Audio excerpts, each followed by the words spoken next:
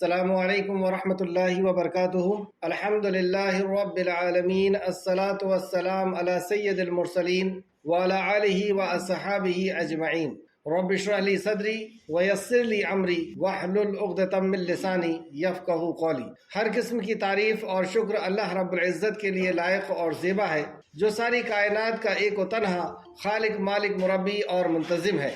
درود و سلام ہو انبیاء اکرام پر، خصوصاً نبی مکرم رحمت للعالمین امام الانبیاء محمد صلی اللہ علیہ وسلم پر اور آپ کے اصحاب پر۔ معزز سامعین اکرام، جیسا کہ آپ جانتے ہیں کہ آج توحید کی کلاس ہے اور ہم لوگ کتاب التوحید کا مطالعہ کر رہے ہیں۔ توحید کا جاننا جتنا زیادہ ضروری ہے، امت اتنی ہی زیادہ توحید سے غافل ہے، جبکہ توحید سے ہی اسلام کی بنیاد ہے، شروعات ہے۔ جب تک ہم توحید کی شہادت نہیں دیتے، ہم دائرے اسلام میں نہیں آتے، مطلب ہم مسلمان نہیں ہوتے۔ مسلمان گھر میں پیدا ہونے سے کوئی شخص مسلمان نہیں ہوتا ہے جب تک وہ توحید کی گواہی نہ دے دے، شہادت نہ دے دے۔ اور شہادت کے لیے علم کا حاصل کرنا ضروری ہے، اور توحید کے علم سے ہی امت سب سے زیادہ پیچھے۔ پہلی ہی سیڑھی میں اس کلاس میں جو لوگ نہیں آ پائے ہیں یا نہیں آ پا رہے ہیں، ان کے لیے ایک اعلان کہ اگر آپ تعلیم القرآن کے طالب علم ہیں تو آپ کے لیے توحید کا جاننا بہت زیادہ نہایت ضروری ہے۔ اور اگر آپ بیان کی پریکٹس کر رہے ہیں تو بیان کی پریکٹس بغیر توحید کے علم کے کیسے کر سکتے ہیں؟ ہر انبیاء کو سب سے پہلے حکم اللہ رب العزت نے یہی دیا، ان اعبدوا اللہ، کہ اللہ کی عبادت کی دعوت دے، واجتنبوا الطاغوت، اور طاغوت کا انکار کرے۔ تو بیان کی پریکٹس انہیں نہیں کرنا چاہیے یا نہیں کرانا چاہیے اس شخص کو جو توحید کا علم نہیں رکھتا۔ ہاں، کچھ یہ بھی بات پتہ چلی ہے کہ آج ایگزام تھا، اس وجہ سے کچھ لوگ نہیں آ پائے۔ آج گرین پارک میں اور کھجرانہ میں بیان رہتا ہے، اس وجہ سے لوگ نہیں آ پائے۔ تو ٹھیک ہے، اگلے ہفتے سے دن ہم بدل دیں گے، جو آپ کو سہولیت کا دن ہے، جو وقت آپ کے پاس سہولیت کا ہے اسی میں رکھ لیں گے۔ لیکن اس کلاس کو جوائن کرنا ہر کسی کے لیے ضروری ہے، اور کتنا ضروری ہے یہ بارہا کئی بار بتایا جا چکا ہے۔ قرآن کے اندر آپ کو ہر صفحے کے اندر توحید کی اہمیت پتہ چلے گی اور شرک کی مذمت پتہ چلے گی۔ پچھلی ہی کلاس میں ہم نے پڑھا تھا، 12 پوائنٹس ہم نے پڑھے تھے۔ اس میں سب سے پہلا، توحید تمام عبادت کی بنیاد ہے۔ اگر توحید نہیں، جیسے بنیاد کس کو بولتے ہیں؟ بیس کو، فاؤنڈیشن کو۔ اگر بیس نہیں ہے تو آپ گھر نہیں بنا سکتے۔ تو یہ اسلام کا گھر، اسلام کا محل تعمیر ہو ہی نہیں سکتا جب تک اگر توحید نہیں ہے۔ اس کے تعلق سے ہم نے پڑھا تھا۔ دوسرا ہم نے پڑھا تھا، شرک کے ساتھ کوئی نیکی قبول نہیں ہوتی۔ عمل کے اندر شرک ہے تو اس میں کوئی بھی نیکی اللہ رب العزت قبول نہیں کرتا، جیسے سورہ توبہ کی آیت نمبر 3 میں اللہ نے فرمایا، اور بھی دوسری جگہ۔ شرک اعمال کو ضائع کر دیتا ہے، برباد کر دیتا ہے۔ اگر توحید نہیں تو ساری عبادت ضائع ہے، یعنی شرک کے ساتھ کوئی نیکی قبول نہیں ہوتی۔ شرک اعمال کو ضائع اور برباد کر دیتا ہے۔ سورہ انعام آیت نمبر 88 میں اللہ فرماتا ہے، 88 کے پہلے اللہ رب العزت نے چند انبیاء کا ذکر کیا۔ کس کا ذکر؟ انبیاء کا ذکر۔ تقریباً 18 انبیاء کا ذکر ہوا، 17-18 انبیاء کا۔ اور پھر اللہ نے فرمایا اگر یہ لوگ بھی شرک کرتے تو یہ جو اعمال کرتے تھے وہ سب ضائع ہو جاتے۔ اللہ اکبر! انبیاء کے اعمال کا وزن ہم صحابہ کے اعمال کے وزن پہ نہیں پہنچ سکتے، ہم صحابہ کی پیر کی دھول نہیں ہو سکتے، تو وہ تو انبیاء ہیں۔ اور صحابہ کے عمل کے تعلق سے رسول کریم صلی اللہ علیہ وسلم نے فرمایا کہ میرے صحابہ اگر ایک مد یعنی ایک مٹھی خرچ کرتے ہیں اور تم احد پہاڑ کے برابر سونا خرچ کر دو ان کے بعد آنے والے یعنی ہم لوگ، تو ان کی نیکی تک ہم نہیں پہنچ سکتے۔ ان کے اندر ایسا اخلاص تھا، ایسا تقویٰ تھا، ایسا ایمان تھا کہ اس کی بنیاد پر ان کے عمل بہت زیادہ وزنی تھے۔ اور عمل کو وزن سے ہی تولا جائے، جتنا زیادہ اخلاص، جتنا زیادہ ایمان، جتنا زیادہ نبی مکرم کی سنت پہ عمل، اتنا زیادہ وزن ہوتا ہے۔ تو ہم صحابہ کے عمل پہ نہیں پہنچ سکتے، تو انبیاء کا عمل کی بات تو آپ چھوڑ دیں۔ اور انبیاء کے عمل کو اللہ رب العزت نے قرآن کے اندر بیان فرما دیا، یہ ہمیں بتانا مقصود تھا، ورنہ آپ کبھی نہیں دیکھ سکتے اور کبھی ایسا نہیں ہوا۔ انبیاء تو اس گناہ سے روکنے کے لیے آئے، ان سے یہ گناہ ہونا تو ناممکن بات تھی، لیکن ہمیں سمجھانے کے لیے، ہمیں متنبہ کرنے کے لیے اللہ رب العزت نے آیت میں فرمایا کہ اگر یہ انبیاء بھی شرک کرتے تو ان کی نیکیاں برباد ہو جاتی۔ اب بتائیں، ہم نیکیوں کی طرف بہت بھاگ رہے ہیں لیکن ہم شرک کو نہیں جان رہے، اور جانے انجانے اگر کوئی شرک ہم سے ہو گیا تو ساری نیکی تباہ ہو جائے گی۔ سورہ زمر آیت نمبر 65۔ اور یہ بھی دیکھیے کتنی سخت انداز میں اللہ فرماتا ہے، اے پیغمبر، یقیناً آپ کے طرف اور آپ کے پہلے کی طرف یہی وحی کی گئی، یعنی اے رسول کریم صلی اللہ علیہ وسلم، آپ کی طرف اور آپ سے پہلے جتنے انبیاء آئے ان کے طرف یہی وحی کی گئی کہ اگر آپ نے شرک کیا تو بلا شبہ آپ کے اعمال ضائع ہو جائیں گے، آپ کے اعمال تباہ ہو جائیں گے، برباد ہو جائیں گے، ختم ہو جائیں گے، اور ضیاءکاروں میں یعنی تباہ ہونے والوں میں سے ہو جاؤ۔ سورہ مائدہ آیت نمبر 72 میں اللہ رب العزت نے فرمایا یقیناً جو اللہ کے ساتھ شرک کرتا ہے اللہ تعالیٰ نے اس پر جنت حرام کر دی ہے اور اس کا ٹھکانہ جہنم ہے۔ جنت حرام کر دی، وہ کبھی جنت میں نہیں جا سکتا، وہ ہمیشہ ہمیشہ اس کو جہنم میں رہنا ہوگا۔ کتنا ضروری ہے توحید کا جاننا، اور اسی سے سب سے زیادہ غفلت۔ سورہ بینات آیت نمبر 6، جو لوگ اہل کتاب میں سے کافر ہوئے اور مشرکین یہاں لفظ مشرکین بھی آیا، اور مشرکین یہ سب دوزخ میں جائیں گے جہاں وہ ہمیشہ رہیں گے، اور یہ لوگ شر البریہ بدترین مخلوق ہے۔ اللہ کے نزدیک یہ مخلوق جو ہے سب سے بدترین۔ تو تیسرا پوائنٹ میں ہم نے پڑھا تھا شرک اعمال کو ضائع یعنی برباد کر دیتا ہے۔ توحید ہماری پیدائش کا مقصد بتایا اللہ رب العزت نے، یعنی اس قدر نعمتیں ہم کو دے دی، نہ ہم ان کو دیکھ سکتے، نہ گن سکتے، نہ جان سکتے، اور ہم سے مطالبہ کیا کہ تم اللہ کا حق کسی اور کو مت دو، تم توحید کے اوپر قائم رہو۔ یہ ہماری وما خلقت الجن والانس الا ليعبدون، کہ میں نے نہیں پیدا کیا انس اور جن کو مگر اس لیے کہ وہ اللہ کی عبادت کریں۔ سورہ زاریات آیت نمبر 56 میں اللہ رب العزت نے فرمایا تو ہماری یہ پیدائش کا مقصد ہے، اور جو بھی مخلوق اپنی پیدائش کے مقصد کو بھولتی ہے اسے تباہ اور برباد کر دیا جاتا ہے، اسے ڈسٹ بین کے حوالے کر دیا جاتا ہے۔ ہم بھی جو چیز بناتے ہیں اس کو جس مقصد سے بناتے ہیں، اگر وہ مقصد پورا نہیں کرتی تو ہم اس چیز کو ڈسٹ بین کے حوالے کر دیتے۔ تو اللہ رب العزت بھی اس مخلوق کو تباہ کر دیتا ہے جو اپنی پیدائش کے مقصد کو پورا نہ کرے۔ یہ پچھلے ہفتے تفصیلی بات ہو چکی۔ توحید کی دعوت کے لیے انبیاء علیہ السلام کو مبعوث فرمایا گیا، جتنے بھی نبی آئے اسی توحید کی دعوت کو لے کر کے آئے۔ اللہ نے فرمایا وَلَقَدْ بَعَثْنَا فِي كُلِّ أُمَّةٍ، اور ہم نے ہر امت میں رسول بھیجا۔ کیوں بھیجا؟ ان اعبدوا اللہ واجتنبوا الطاغوت، کہ ایک اللہ کی عبادت ہو اور طاغوت کا انکار ہو۔ اسی دعوت توحید کے لیے انبیاء علیہ السلام اس دنیا کے اندر۔ سورہ نحل آیت نمبر 36 میں اللہ نے فرمایا، اور نبی کریم صلی اللہ علیہ وسلم کی بعثت کا مقصد بھی آپ نے یہی فرمایا کہ نبی ان سے کہہ دیجئے قل ھذہ سبیلی ادعو الی اللہ، کہ میری راستہ، میرا مشن، میری سوچ یہی ہے ادعو الی اللہ، ایک اللہ کی طرف بلانا، شرک کا انکار۔ اور اسی طریقے سے امت ہونے کی حیثیت سے ہماری پیدائش کا مقصد یہ بھی پچھلے ہفتے بتایا گیا تھا، کنتم خیر امت، تم بہترین امت ہو، تمہیں نکالا گیا، تمہیں اخراج کیا گیا، تأمرون بالمعروف، کہ تم معروف کا حکم دو اور منکر سے روکو۔ 8واں پوائنٹ، اللہ رب العزت نے حکم دیا ہے، فیصلہ کیا ہے کہ اللہ کے علاوہ کسی اور کی بات نہیں ہوگی، اس تعلق سے حدیث بتائی گئی تھی۔ 9واں پوائنٹ پچھلے ہفتے جو بتایا گیا تھا، رسول اللہ صلی اللہ علیہ وسلم کی وصیت اگر کوئی پڑھنا چاہے تو وصیت کے تعلق سے بھی ایک حدیث تھی جو پچھلے ہفتے آپ کو بتائی گئی تھی۔ اللہ سبحانہ و تعالیٰ کا یہ حق ہے، حق، اور جب اللہ رب العزت کا حق مارا جائے گا یا اللہ کا حق کسی اور کو دیا جائے گا تو گویا کہ اللہ سے اس کا رشتہ ٹوٹ جائے گا، اللہ سے اس کا تعلق ٹوٹ جائے گا، اور وہ ہمیشہ ہمیشہ کے لیے جہنم رسید ہو جائے گا۔ تو یہ اللہ کا حق ہے، ہم اپنے خالق اور مالک کا حق سیکھنے اور جاننے کے لیے ہمارے اندر تڑپ نہ ہو۔ تو یہ کیسا اسلام ہے، یہ کیسی اللہ سے محبت ہے کہ ہم اپنے رب کے حق کو نہ جانیں۔ حق اللہ علی العبید۔ 11واں پوائنٹ بتایا گیا تھا، نبی کریم صلی اللہ علیہ وسلم نے اپنی زندگی کے ہر موڑ پر توحید کو مقدم رکھا۔ آپ نے آغاز دعوت دین کے طرف لوگوں کو بلانا جو شروع کیا تو کس کی دعوت سے؟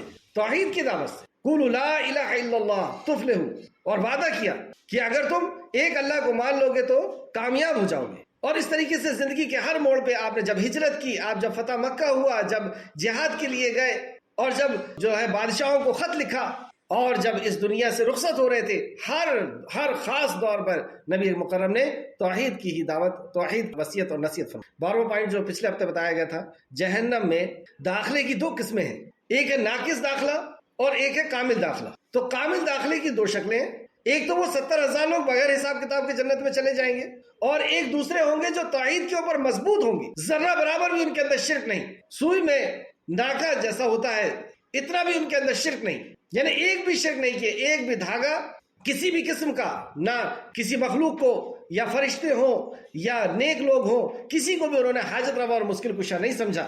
تو توحید میں مضبوط ہے تو اللہ رب العزت ان کے گناہوں کو معاف کر کے اور انہیں جنت میں داخل کر فرما دے گا۔ یا اگر توحید کے ساتھ ساتھ انہوں نے بڑے گناہ کیے ہیں تو ان گناہوں کی وجہ سے اللہ رب العزت ان کو جہنم رسید کرے گا، اگر اللہ چاہے گا تو، اور چاہے گا تو معاف کر دے گا توحید کی بنیاد پر، اور کچھ سالوں کے بعد یا جتنا اللہ رب العزت چاہے گا، دنوں کے ساتھ یا مہینوں کے جتنا اللہ چاہے گا اس کو جہنم رکھے اور پھر جنت میں داخل کرے گا۔ یہ ناقص داخلہ۔ اور کسی نے اگر ایک شرک کیا، ایک شرک، کون سا شرک؟ شرک اکبر، تو اللہ رب العزت نے ایک جگہ نہیں، اگلی کلاس میں انشاءاللہ تعالی شرک کے تباہیاں اس کے تعلق سے میں آپ کو بتاؤں گا کہ شرک کیسا تباہ کر دیتا ہے انسان۔ اس میں یہ ساری آپ کو دلائل دیے جائیں گے کہ اگر ایک شرک بھی اس نے کیا شرک اکبر تو اللہ رب العزت اسے جہنم رسید کر دے گا، اور کب تک؟ ہمیشہ ہمیشہ ہمیشہ ہمیشہ اس کو جہنم میں رہنا ہوگا۔ اب آپ مجھے بتائیں کہ ایک شخص ہے جو نماز 5 وقت کی پڑھتا ہے، تہجد بھی پڑھتا ہے، روزہ رکھتا ہے، نفل روزے بھی رکھتا ہے، حج کرتا ہے، عمرہ بھی کرتا ہے، اور صدقہ اور خیرات بھی کرتا ہے، اور اپنی پوری زندگی اس نے دعوت کے کام میں لگا دیا، پوری زندگی لگا دیا، ہزاروں لوگ اس کے اوپر جو ہے اسلام میں آئے ہیں، لیکن اگر وہ ایک شرک کرتے ہوئے گیا ہے، شرک اکبر کا مرتکب ہو کر کے ایک شرک کر کے گیا ہے، اور ساری زندگی اس نے عبادت کیا اور مسائل کو سیکھا ہے، خوب اچھی تجوید کیا اس نے، خوب اچھی گرامر سیکھا اس نے، خوب اچھا قرآن کو ترجمے سے اور حدیث کو پڑھ لیا، لیکن ایک شرک کر کے گیا ہے، کہاں جائے گا وہ جہنم میں جائے گا، اور کب تک کے لیے جائے گا؟ ہمیشہ ہمیشہ وہ جہنم میں رہے گا۔ تو کس مسئلے کو سیکھنا، کس علم کو سیکھنا سب سے پہلے ضروری ہے؟ سب سے پہلے ہمیں توحید کا علم سیکھنا ضروری ہے۔ سب سے پہلے ہمیں یہ جاننا پڑے گا کہ شرک کیسا گناہ ہے، شرک ہے کیا، کس کس گناہ کو شرک کہا گیا ہے، شرک کی کیا ڈیفینیشن ہے، کیا اس کی پریبھاشا ہے، توحید کیا چیز ہے۔ اللہ رب العزت نے کہا اگر ہم یہ سمجھتے ہیں کہ اللہ کے علاوہ کسی کی عبادت نہیں کرنا یہ توحید ہے تو یہ ہم غلط فہمی میں ہیں۔ اللہ رب العزت نے فرمایا فَاعْلَمْ أَنَّهُ لَا إِلَهَ إِلَّا اللَّهُ، بس علم حاصل کرو کہ اللہ کے علاوہ کوئی عبادت کے لائق نہیں، تو کوئی عبادت کے لائق نہیں، اسی کا علم حاصل کرنا ہے کہ عبادت کسے کہتے ہیں، کہاں پر شرک ہوتا ہے۔ تو اس علم کا جتنی زیادہ اس کی ضرورت تھی اتنا زیادہ اس سے پیچھے رہا گیا۔ دیکھیے سب سے پہلے ہمیں جس چیز کی ضرورت ہے وہ ہے قرآن کے فہم کی، کہ ہم جانیں کہ ہمارا رب ہم سے کیا کلام کرتا ہے، کیا اس نے احکام و مسائل ہمارے لیے نازل فرمایا ہے۔ اور جب آپ قرآن کو ترجمے سے پڑھیں گے، سمجھ کر کے پڑھیں گے، تو آپ کو بار بار ایک چیز سامنے آئے گی، اور وہ ہے توحید، اللہ کی معرفت، اللہ کی پہچان، کیا اللہ رب العزت کے ساتھ شرک کرنا کیا ہے۔ اور جب رسول کریم صلی اللہ علیہ وسلم کی سیرت کا مطالعہ کریں گے تو مکی زندگی آپ کے سامنے آئے گی، کہ جب آپ کو وحی دینا شروع کیا اللہ رب العزت نے 40 سال کی عمر میں، تو آپ نے توحید کی دعوت سب سے پہلے دی، اور جتنے بھی فساد یا کہہ لیجئے کہ جتنے بھی ظلم مکہ والوں کی طرف سے ہوئے صرف اسی توحید کی بنیاد پر، اور 13 سال تک آپ نے جو وحی آپ کے اوپر نازل ہوئی وہ اسی عقیدہ توحید کی نازل، اسی ایمان کی نازل ہوئی، اور اسی جو ہے آخرت توحید اور رسالت کے اوپر اور قرآن کے اوپر نازل۔ تو اس علم کا حاصل کرنا سب سے پہلے ضروری تھا، اس لیے اللہ رب العزت نے 13 سال تک اسی علم کو نازل، دوسرا کوئی مسائل نہیں۔ اور آج ہم معاشرے کے اندر دیکھتے ہیں، اور آپ بھی یوٹیوب میں سرچ کر کے دیکھیں کہ سب سے زیادہ کلاسز کس چیز کی چلتی ہے؟ تجوید، پھر اس کے بعد گرامر کی۔ ارے میں یہ کہتا ہوں کہ گرامر آپ کو بہت اچھی آ گئی، آپ عربی میں بات کرنے لگے، تو عربی میں بات کرنے سے کیا ہو جائے گا؟ کیا عرب کے لوگ عربی میں بات نہیں کرتے تھے؟ کیا وہ عربی میں نہیں سمجھ لیتے تھے؟ اصل جو ہے وہ قرآن کے اندر سے اصل جو ہے وہ پہلے میسج کو جاننا ہے، اور وہ توحید ہے۔ میں یہ نہیں کہہ رہا کہ تجوید ضروری نہیں ہے، اللہ کا حکم ہے کہ قرآن کو ویسے پڑھیں جیسے کہ وہ نازل ہوا ہے، وَرَتِّلِ الْقُرْآنَ، کیا کہا اللہ رب العزت نے؟ ترتیلا، کہ ترتیل کے ساتھ اس کو پڑھیں۔ قرآن کو ہم سمجھنے کے لیے گرامر اور عربی کا جاننا بھی ہمارے لیے ضروری ہے، لیکن پہلے کس چیز کی ضرورت ہے؟ پہلے ہمیں اللہ رب العزت کیا حکم دے رہا ہے اس کو جاننے کی ضرورت ہے، اور توحید کو جاننے کی ضرورت ہے، اور قرآن و حدیث کو کیسے سمجھنا ہے اس منہج کو جاننے کی ضرورت، کہ قرآن و حدیث کو ہم اپنے دماغ سے اپنے فہم سے نہیں سمجھنا ہے، اللہ کے رسول نے جیسے سمجھایا، جیسے عمل کر کے دکھایا، صحابہ نے جیسے سمجھایا، جیسے عمل کیا، اس بنیاد پر ہمیں سمجھنا ہے۔ یہ 3 چیزیں بیسک چیز، پھر اس کے بعد سارے علم جو ہے وہ ہمیں حاصل کرنا ہے دین کے، لیکن سب سے بیسک چیز یہ تھی، پہلے تو قرآن کے فہم کا حاصل کرنا، قرآن کے مطلب مفہوم کو جاننا، توحید کو جاننا، اور قرآن و حدیث کو کیسے حدیث کیا چیز ہے یہی لوگ نہیں جانتے ہیں۔ بہرحال چلیں باب نمبر 1 کے اوپر ہم آتے ہیں، کافی وقت ہو گیا اس میں۔ آج ہماری کلاس رہے گی باب 1 صفحہ نمبر 21، توحید کی فضیلت اور اس سے گناہوں کا مٹنے کا بیان۔ جیسے یہاں پہ 15 پوائنٹس ہم نے پڑھے تھے پچھلے ہفتے میں، تو اس میں سب سے پہلا یہ تھا کہ توحید تمام عبادت کی بنیاد ہے، اور شرک تمام عبادت کو ختم کر دیتا ہے۔ اسی طریقے سے توحید تمام گناہوں کو ختم کر دیتا ہے۔ پھر سے سمجھیے، جس طرح شرک تمام نیکیوں کو ختم کر دیتا ہے، شرک تمام نیکیوں کو ختم کر دیتا ہے، اور شرک کے ساتھ کوئی نیکی قبول ہی نہیں ہوتی، اسی طریقے سے توحید گناہوں کو ختم کر دیتا ہے۔ یہ ہے آج کا باب، کہ توحید کی فضیلت اور اس سے گناہوں کے مٹنے کا بیان۔ تو اس میں توحید کی فضیلت بھی بتائی جائے گی، اور یہ گناہوں کو کس طرح مٹاتا ہے یہ 2 بات۔ اس کے لیے شیخ نے جو آیت لے کر کے آئے ہیں سورہ انعام کی آیت نمبر 82 ہے، سورہ انعام آیت نمبر 82۔ جو لوگ ایمان لائے اور انہوں نے اپنے ایمان کو ظلم سے آلودہ نہیں کیا۔ 2 چیز سمجھے آپ، پہلا یہ کہا گیا کہ جو لوگ ایمان لائے، تو ہم نے سب نے الحمدللہ ایمان لیا ہے اللہ رب العزت کی وحدانیت پر اور رسول کریم صلی اللہ علیہ وسلم کی رسالت پر، اور یہی 2 چیز دائرے اسلام میں ہم کو داخل کرتی ہے، اسلام کے اندر ہمارا ایڈمیشن ہوتا ہے کس 2 گواہی کے ساتھ کہ اللہ رب العزت لا الہ، کوئی عبادت کے لائق نہیں، کوئی محبت، آستھا، ڈر، خوف، پرستش، اطاعت کے لائق نہیں، لا الہ الا اللہ مگر اللہ رب العزت، اور محمد رسول اللہ اللہ کے بندے اور اس کے رسول ہیں۔ اپنے ایمان میں ظلم کو نہیں ملایا، یعنی ان کی زندگی میں پھر ظلم نہیں تھا، تو جس کی زندگی میں ظلم نہیں تھا اس کے لیے اولئک هم الامن، انہی لوگوں کے لیے امن ہے، انہی لوگوں کے لیے امن ہے، وہم مہتدون، اور یہی لوگ ہدایت یافتہ۔ یعنی ایمان کے ساتھ اگر ہم نے ظلم کو ملا دیا تو ہمارے لیے پھر امن نہیں ہے، اور اگر ایمان کے ساتھ ہم نے ظلم کو ملا دیا تو پھر ہدایت بھی نہیں۔ جب یہ آیت نازل ہوئی تو صحابہ کرام بڑے پریشان ہو گئے کہ ہمیں کون ایسا ہے جو ظلم نہیں کرتا، اور بہت بھاری لگنے لگا۔ تو یہ سب رسول اللہ صلی اللہ علیہ وسلم کی خدمت میں پہنچے، اور رسول اللہ نے پھر کیا فرمایا، یعنی اس آیت کی تفسیر کس نے کیا؟ خود رسول کریم صلی اللہ علیہ وسلم نے، اور اس روایت کو امام بخاری نے روایت کیا، یعنی اس کی تخریج کی، اس حدیث کو پرکھا کہ کیا یہ واقعی صحیح حدیث ہے، اور اپنی صحیح میں اس کو نقل کیا، جو آج ساری دنیا اس بات کو مانتی ہے کہ قرآن کے بعد سب سے صحیح کوئی کتاب ہے تو وہ کون ہے؟ بخاری، اور اس کے بعد مسلم شریف۔ تو اس میں آپ نے اس کو نقل کیا، اور اس آیت کی تفسیر رسول اللہ صلی اللہ علیہ وسلم نے کیا کی، جیسا کہ عبداللہ بن مسعود رضی اللہ عنہ سے مروی ہے کہ صحابہ کرام رضی اللہ عنہما نے اس آیت کو اپنے لیے عظیم بوجھ اور مشکل سمجھا، تو انہوں نے عرض کیا، مطلب وہ لوگ گھبرا گئے کہ اب ہم سے تو ظلم ہو جاتا ہے۔ ظلم سے مراد کیا چیز ہے؟ ظلم کسی شے کو نامناسب مقام پر رکھنا، یعنی جو چیز جس جگہ کی ہے اس جگہ اس کو نہ رکھنا، یعنی اس کو وہ مقام نہ دینا، تو یعنی گناہ۔ ظلم علماء نے 3 قسمیں ظلم کی بیان کی ہیں، لکھ لیں اس کو بھی۔ پہلا شرک، جو سب سے بڑا ظلم ہے، یعنی اللہ کے مقام جو ہے وہ مقام کسی اور کو دے دینا، جو اللہ کا مقام ہے وہ مقام کسی اور کو دے دینا، جیسے شوہر کا مقام کسی اور کو دے دیے، بیٹے کا مقام کسی اور کو دے دیے، ماں کا مقام کسی بازو والی خاتون کو کہہ دیا کہ یہ میری ماں ہے، یہ میری ماں نہیں ہے، تو کتنا بڑی چیز ہوگی ماں کے لیے۔ تو اللہ رب العزت کا مقام اللہ رب العزت کو نہ دینا، کسی اور کو اللہ کا مقام دے دینا، یعنی کسی اور کو سجدہ کرنا، رکوع کرنا، یا دعا کرنا، یا حاجت مانگنا، تو یہ سب سے بڑا ظلم ہے۔ ظلم کی پہلی قسم شرک، دوسرا کسی انسان پر، کسی مخلوق پر ظلم کرنا، کسی انسان پر ظلم کرنا، اور تیسرا اپنی نفس پر ظلم کرنا۔ اپنی نفس پر ظلم کیا ہے؟ کہ معصیت کا ارتکاب کرنا، یعنی گناہ کا کام کرنا، حرام کام کرنا، یہ اپنی جان پر ظلم ہے، کیونکہ جو ہم گناہ کرتے ہیں وہ مصیبت ہماری اوپر پلٹ کر کے آتی ہے، یہ اپنی جان کے اوپر ہم ظلم کرتے ہیں۔ اب سنیں، تو صحابہ کو یہ چیز لگی کہ یہ تو گناہ ہم سے ہو جاتے ہیں، اور یہاں سے ظلم کہا گیا، تو رسول اللہ صلی اللہ علیہ وسلم نے پھر کیا فرمایا؟ اے اللہ کے رسول، ہم میں سے کون ہے جس نے اپنے اوپر ظلم نہیں کیا؟ تو صحابہ رسول اللہ کے پاس گئے اور کہا کہ ہم میں سے کون ہے جو اپنے آپ پر ظلم نہیں کرتا، یعنی گناہ نہیں کرتا؟ تو آپ نے فرمایا، کس نے فرمایا؟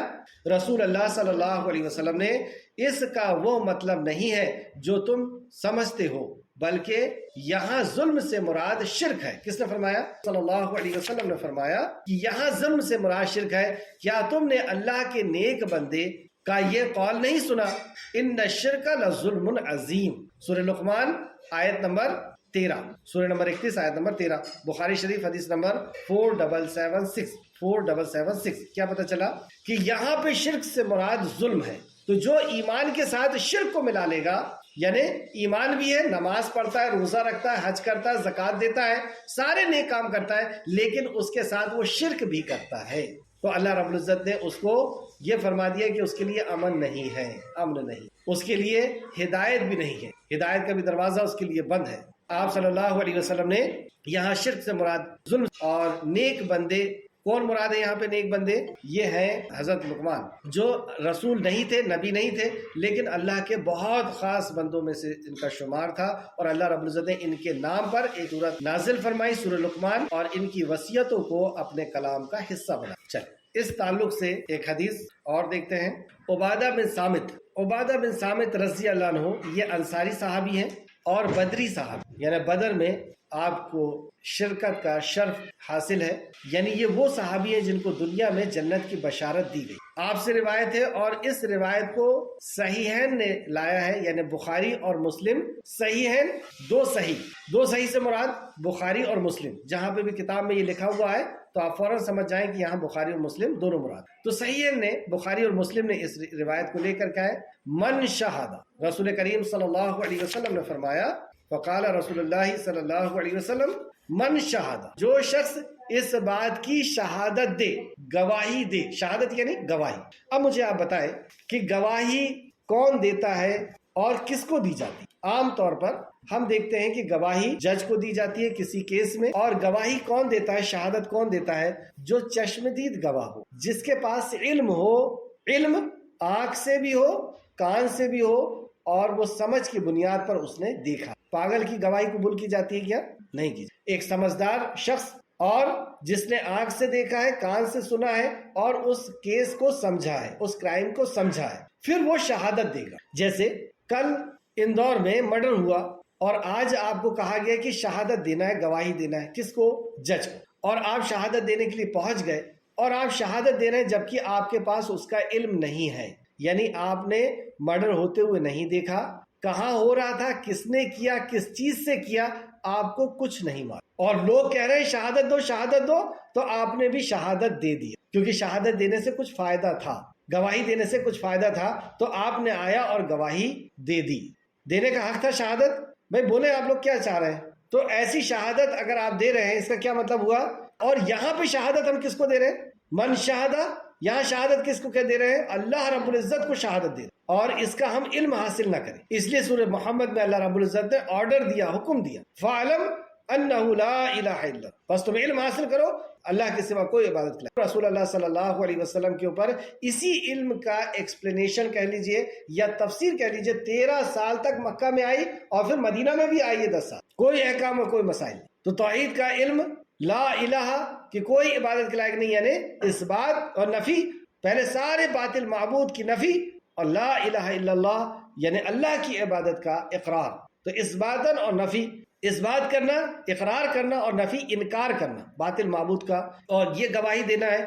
اور مکہ والے فوراً سمجھ گئے اس بات. یہ حدیث بہت اہم حدیث ہے. یہ سمجھیے کہ عقیدے کے تعلق سے، توحید کے تعلق سے یہ ریڑھ کی ہڈی کا معنی رکھتی ہے. اتنی اہم حدیث ہے یہ. اللہ رب العزت نبی مکرم نے فرمایا جس شخص نے اس بات کی گواہی دی، تو گواہی پہلے ہمیں سیکھنا ہوگا. اور مکہ والے سمجھ چکے تھے کہ یہ کیا چیز، لا الہ الا اللہ کا کیا مطلب ہے، کہ ہم اپنے باپ دادا کے طریقوں کو چھوڑنا ہوگا، کیونکہ ان کا قول اور فعل میں تضاد تھی. مکہ کے لوگوں کے اندر بے شمار برائیاں تھیں، لیکن یہ خوبی بھی تھی کہ وہ زبان سے کچھ ہو اور دل سے کچھ، یہ نہیں تھا ان کے. انہوں نے جس چیز کا وچن دے دیا، جو چیز کی بات رکھ دی، اس پر وہ قائم رہتے تھے. جو کہہ دیا اس پہ وہ قائم رہتے تھے. تو وہ جانتے تھے کہ اگر ہم نے یہ کہہ دیا کہ باطل معبود کا انکار، تو ہمارے باپ دادا جس کی عبادت کرتے چلے آئے، جن کو حاجت روا مشکل کشا کہتے چلے آئے، ان کا انکار کرنا ہوگا، یعنی ہمارے قبیلے سے برائی مول لینی. دوسرا وہ یہ جانتے تھے کہ پورے عرب سے برائی مول لینا ہوگا، پورا مکہ کے لوگوں سے برائی مول لینا ہوگا. یہ کوئی چھوٹی موٹی چیز نہیں ہے. اور تیسرا وہ یہ بھی جانتے تھے کہ 360 سے برائی مول لینا. اسی لیے وہ بفر گئے، اسی لیے وہ اپنے آبے سے باہر آ گئے اور دشمنی کا انہوں نے اعلان کر دیا. تو اس چیز کو ہمیں سیکھنا ہے سب سے پہلے، انشاءاللہ تعالیٰ سیکھیں گے. تو جو شخص اس بات کی گواہی دے کہ اللہ کے سوا کوئی معبود نہیں، وہ یکتا ہے، اس کا کوئی شریک نہیں. پھر سے دیکھیں، اللہ کے سوا کوئی معبود نہیں، یعنی معبود یعنی عبادت کے لائق نہیں. اور عبادت کس کو کہتے ہیں اس کو بھی پہلے سمجھنا ہوگا کہ عبادت، توحید عبادت کے اندر یا عبادت کے اندر کیا کیا چیزیں شامل ہیں. تو وہ اپنی عبادت میں یکتا ہے، یعنی اپنے توحید میں اکیلا ہے، واحد ہے، اس کا کوئی شریک نہیں ہے. یعنی وہ اللہ کی بھی عبادت کرے، کسی اور کی بھی عبادت کرے، اللہ کا کوئی شریک نہیں. اور محمد صلی اللہ علیہ وسلم اس کے بندے اور اس کے رسول ہیں، یہ گواہی دے رہا ہے. اور تیسرا، اور گواہی اصل میں کس چیز کو کہتے ہیں؟ دل سے، مطلب علم ہوگا اور اس علم کو اس نے دل کے ساتھ ایکسپٹ کیا. پہلے تو سب سے پہلے علم توحید کا، شرک کا علم، اور اس کو دل سے اس نے ایکسپٹ کیا اس علم کو. پھر زبان سے اس کا اقرار کیا. یہ نہیں کہ دل میں ایکسپٹ کر رہا ہے لیکن زبان سے نہیں بول پا رہا، نہیں، تو وہ توحید نہیں ہوگی. دل سے اس کو قبول کرے، زبان سے اس کا اقرار کرے، اور اعضاء سے عمل، یعنی عمل بھی اس کے اندر شامل ہوتا ہے. تو اللہ کے رسول صلی اللہ علیہ وسلم اللہ کے بندے اور اس کے رسول ہیں. تیسرا، اور عیسیٰ علیہ السلام بھی اللہ کے بندے، اس کے رسول اور اس کا کلمہ ہے جو اس نے سیدنا مریم علیہ السلام کے طرف ڈالا تھا، اور وہ اس کے طرف سے بھیجے ہوئے رسول ہیں. عیسیٰ علیہ السلام کون ہیں؟ اللہ کے بندے اور اس کے رسول ہیں. جیسی روحیں اللہ رب العزت نے نازل فرمائی ویسی ہی عیسیٰ علیہ السلام کی روح بھی ان کی والدہ کی طرف اللہ رب العزت نے نازل فرمائی تھی. چوتھا، اور یہ کہ جنت برحق ہے اور جہنم برحق ہے. اس کا بھی دل سے اور زبان سے اور عمل سے اس کے یہ ظاہر ہو کہ واقعی وہ جنت کے اوپر ایمان رکھتا ہے اور جہنم کے اوپر ایمان رکھتا ہے. تو ایسے شخص کو، اب سنیے بات، اگر یہ چار چیز ہمارے اندر آ گئی تو رسول کریم صلی اللہ علیہ وسلم نے فرمایا تو ایسے شخص کو اللہ تعالیٰ بہرحال جنت میں داخل کرے گا، خواہ اس کے اعمال کیسے ہی ہوں، اس کے اعمال کیسے ہی ہوں، اللہ اس کو جنت میں داخل. کتنا قیمتی علم ہے، کتنا فائدے والا علم ہے، کتنا شارٹ ہے علم جو جنت میں جانے کا راستہ ہے، لیکن امت اسی سے غافل. اچھا، بہرحال جنت میں داخل کرے گا سے کیا مراد ہے کہ اگر اس سے کوئی بڑے بڑے گناہ بھی سرزد ہو گئے ہیں تو اللہ رب العزت یا تو اس کو معاف کر دے گا یا ناقص داخلہ کہ یہ جہنم میں جائے گا اور سزا کو بھگتنے کے بعد کبھی نہ کبھی یہ جنت میں ضرور داخل کیا. یہ ہمیشہ کے لیے جہنمی نہیں ہوگا اگر اس نے توحید کو یا اس چار جو پوائنٹس یہاں پہ بتائے گئے ہیں اس پر اس نے ایمان لیا ہے. بخاری شریف حدیث نمبر 3435، مسلم شریف حدیث نمبر 2828. ایک اور حدیث دیکھتے ہیں، اور صحیحین میں ہی اتبان رضی اللہ عنہ سے روایت ہے کہ رسول اللہ صلی اللہ علیہ وسلم نے فرمایا، یہ روایت کہاں کی ہے کیا بتایا میں نے؟ تو رسول اللہ صلی اللہ علیہ وسلم نے فرمایا جو شخص محض رضائے الہی کی نیت سے، کس نیت سے؟ محض رضائے الہی یعنی اللہ کو راضی کرنے کی، دنیا بھی کوئی مفاد نہیں تھا، دنیا بھی کوئی لالچ نہیں تھی، کوئی ریاکاری دکھاوا نہیں تھا، صرف اللہ رب العزت کی رضا کے لیے لا الہ الا اللہ کا اقرار کرے. لا الہ یعنی اس بات کا وہ اقرار کر لے کہ اللہ کے علاوہ کوئی عبادت کے لائق الا اللہ مگر اللہ رب العزت کے اقرار کرے تو اللہ تعالیٰ اس پر دوزخ حرام کر دے. کتنا قیمتی علم ہے، تو اس کے اوپر دوزخ حرام کر دیتا ہے. یہ بخاری شریف کی حدیث ہے، حدیث نمبر 425، دوسرا 6423 اور مسلم 33 اور حدیث نمبر 263 اور جو ہم کتاب پڑھ رہے ہیں اس کتاب کے صفحہ نمبر 23 میں یہ نقل ہے. موسیٰ علیہ السلام نے اللہ تعالیٰ سے عرض کیا، اے میرے پروردگار. کس نے عرض کیا؟ موسیٰ علیہ السلام نے عرض کیا، اے میرے پروردگار مجھے کوئی ایسی چیز بتائے جس کے ذریعے میں تیرا ذکر کیا کروں اور تجھے پکارا کروں. تو اللہ تبارک و تعالیٰ نے فرمایا لا الہ الا اللہ پڑھا. موسیٰ علیہ السلام نے عرض کی، اے میرے رب یہ کلمہ تو تیرے سب بندے پڑھتے ہیں، آپ کیا چاہ رہے تھے مجھے کوئی خاص وظیفہ بتا دیا جائے، کوئی خاص عمل بتا دیا جائے، تو آپ کہتے ہیں کہ یہ تو سبھی بندے پڑھتے ہیں. تو اللہ تبارک و تعالیٰ نے فرمایا، اے موسیٰ اگر ساتوں آسمان اور ان کی مخلوق بجز میرے، مطلب ساتوں زمین و آسمان پڑھنے میں رکھ دیے، ایک پڑھنے میں رکھ دیے جائیں اور ساتوں زمین ترازو کے ایک پڑھنے میں ہو اور دوسرے میں لا الہ الا اللہ دوسرے پڑھنے میں ہو تو یہ کلمہ ان سب کے وزن کا ہوگا، مطلب ان سب کے وزن کو ہلکا کر. امام حاکم نے اسے صحیح قرار دیا ہے اور جامع ترمذی میں حسن سند کے ساتھ انس رضی اللہ عنہ سے روایت ہے. فرمایا ایک اور حدیث ہے، اس کے پہلے اس حدیث کا نمبر نوٹ کریں گے. مستدرک حاکم جلد نمبر 1 صفحہ نمبر 528 528 اور حدیث نمبر 1393 ترمذی کا نمبر 3540. اللہ تعالیٰ فرماتا ہے، اس حدیث کو کیا کہتے ہیں جس میں بات یہاں سے شروع ہو کہ اللہ تعالیٰ فرماتا ہے، حدیث قدسی ہے، اے ابن آدم. کس سے خطاب ہے؟ تو اللہ تعالیٰ فرماتا ہے، اے ابن آدم، اے آدم کی اولاد، اگر تو میرے پاس زمین بھر گناہ کر کے آئے، کتنا گناہ؟ زمین بھر گناہ کر کے آئے، پھر تو اس حال میں مجھ سے ملے کہ تو میرے ساتھ کسی بھی چیز کو شریک نہ ٹھہراتا ہو تو میں اسی قدر مغفرت اور بخشش لے کر تیرے پاس زمین بھر کے گناہ لے کر کے آئے، لیکن اس حال میں تو میرے پاس آئے کہ تو میرے ساتھ شرک نہیں کرتا تھا تو میں اتنی ہی نیکیاں لے کر کے تیرے پاس آؤں گا. اس تعلق سے چند اہم بات بھی نوٹ کریں. جو لوگ ایمان لائے اور انہوں نے اپنے ایمان کو شرک سے آلودہ نہیں کیا، انہی کے لیے مکمل امن ہے اور وہی راہ راست پر ہے. مطلب ہدایت کے لیے اور امن کے لیے ہمیں اس مطلب جو ابھی ہم نے پڑھا ہے اس سے کیا مسائل پتہ چلے اس کی میں کچھ خاص پوائنٹس آپ کو بتا رہا ہوں. دوسرا، یعنی وہ شخص عملی طور پر کتنا ہی کمتر کیوں نہ ہو اور اس کی نام اعمال میں کتنے ہی گناہ کیوں نہ ہو، اللہ تعالیٰ اسے بالآخر جنت میں ضرور داخلہ دے گا. یہ اہل توحید کے لیے توحید کی ثمرات میں سے ایک ثمرہ ہے، مطلب فائدے میں سے ایک فائدہ ہے. یہ صفحہ نمبر 22 کا میں نے آپ کو پڑھ کر پوائنٹ نمبر 1 مسائل. ان احادیث سے معلوم ہوا کہ اللہ تعالیٰ کا فضل بہت وسیع ہے. دوسری بات، اللہ تعالیٰ کے ہاں توحید کا ثواب بہت زیادہ ہے. توحید کا ثواب بہت زیادہ ہے. توحید کا عقیدہ ثواب کے ساتھ ساتھ گناہوں کا کفارہ بھی ہے. جیسے ہم لوگ صدقہ کرتے ہیں تو گناہوں کا کفارہ ہوتا ہے نا، وضو کرتے ہیں، لیکن یہ توحید جو ہے یہ بڑے بڑے گناہوں کا بھی کفارہ بن جائے، کبیرہ گناہوں کا بھی کفارہ بن جائے. تو ہمیں توحید کے مسائل کو سیکھنے میں ایک ایک شرک. آخر میں آپ کو ایک چیز اور بتاؤں گا انشاءاللہ، یاد رہا تو.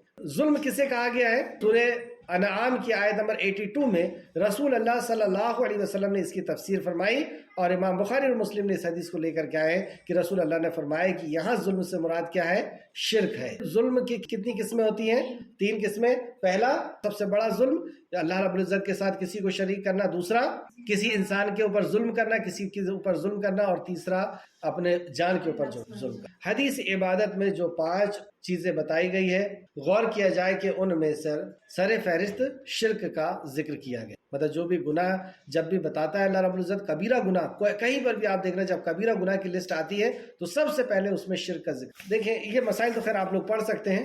ایک اہم بات، اور اس پہ میں اپنی بات کو ختم کروں گا، کہ شیطان نے امت مسلمہ کو یہ سمجھا دیا ہے کہ تو مشرک نہیں. جو لوگ مزاروں پر جاتے ہیں اور مخلوق کو حاجت روا اور مشکل کشا سمجھتے ہیں، کوئی دھاگے کو حاجت روا مشکل کشا سمجھتا ہے، کوئی کالی پوت کو مشکل کشا حاجت روا سمجھتا ہے، منگل سوتر جس کو کہا جاتا ہے، کوئی کسی پتھر کو یا کسی چیز کو، تو وہ لوگ یوں کہتے ہیں پتھر جیسے، وہ کہتے ہیں یہ حقیق ہے، ہم اس کو پہن لیتے ہیں تو غصہ کنٹرول ہو جاتا ہے، پیسے آنا شروع ہو جاتے ہیں. اور کوئی یہ کہتا ہے کہ فلاں ایسا ہو گیا اب ایسا ہوگا، مطلب بلی سامنے سے چلے گئی اب تو ضرور کچھ برا ہوگا.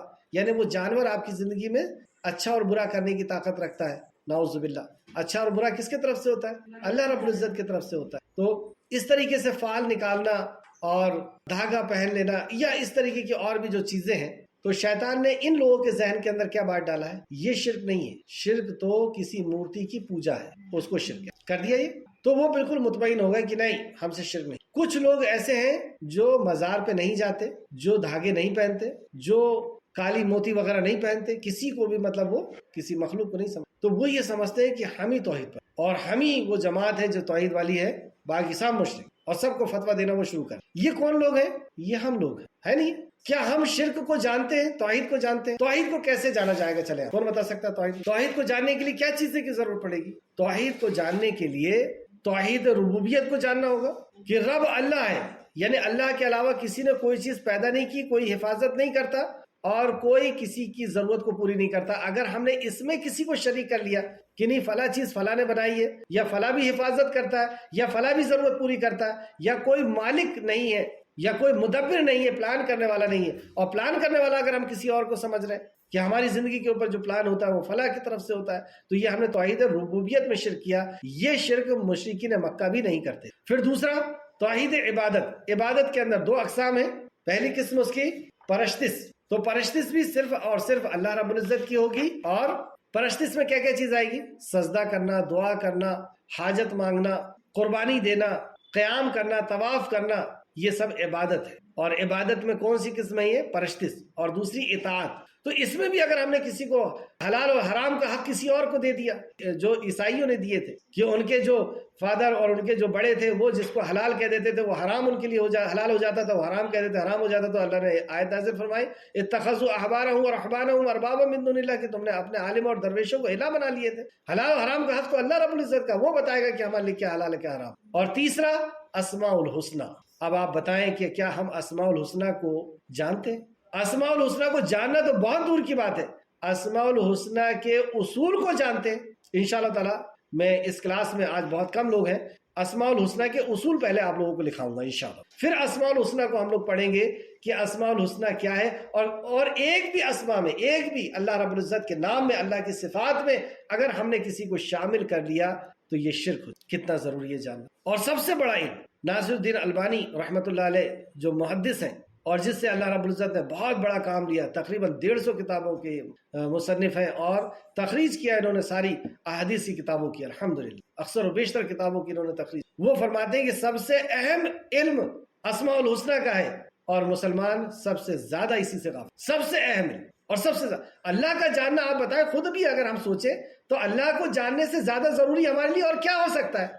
اللہ کے بارے میں اگر ہم سے کوئی بولے کہ آپ 10 منٹ بولو، 5 منٹ بولو، تو ہماری زبان بند ہو جائے گی. ہم اپنے رب کے بارے میں نہیں جانتے اور خوب ہم بات کرتے ہیں. تو وہ کیسا خالق ہے، وہ کیسا رازق ہے، اور وہ اگر وہ رازق ہے تو اس کے اصول کیا ہے رازق کہنے کے، کہ وہ اس کا کوئی ہمشر نہیں ہے اور اس کے جیسا، مطلب جو بھی اس کے اصول ہے تو اس کو بھی ہم کو جاننا پڑے گا. اور اللہ کے اسماء الحسنہ کتنے ہیں؟ چلو آپ مسلمانوں سے پوچھیں کہ اللہ رب العزت کے اسماء الحسنہ کتنے ہیں، فوراً وہ کہہ دیتے ہیں کہ 99 کو یاد کرنے کی فضیلت بتائی گئی ہے کہ جو 99 کو سمجھ لے گا اور اس کے حساب سے اس کا عقیدہ اور منہج ہو جائے گا، سوچ ہو جائے گی، ایمان ہو جائے گا اس 99 کے حساب سے، تو وہ جنت میں داخلہ اس کا پکا ہو جائے. لیکن قرآن اور حدیث کے اندر 150 سے زیادہ نام اللہ رب العزت کے ملتے ہیں، اور کتنے نام ہیں تو اللہ رب العزت ہی بہتر جانتا. اس قدر غافل ہیں ہم کہہ رہے ہیں کہ ہم اللہ سے محبت کرتے ہیں، جس سے ہمیں محبت ہو کہ ہم اس کے نام کو جانے بغیر رہ سکتے ہیں، تو بہت دور ہے.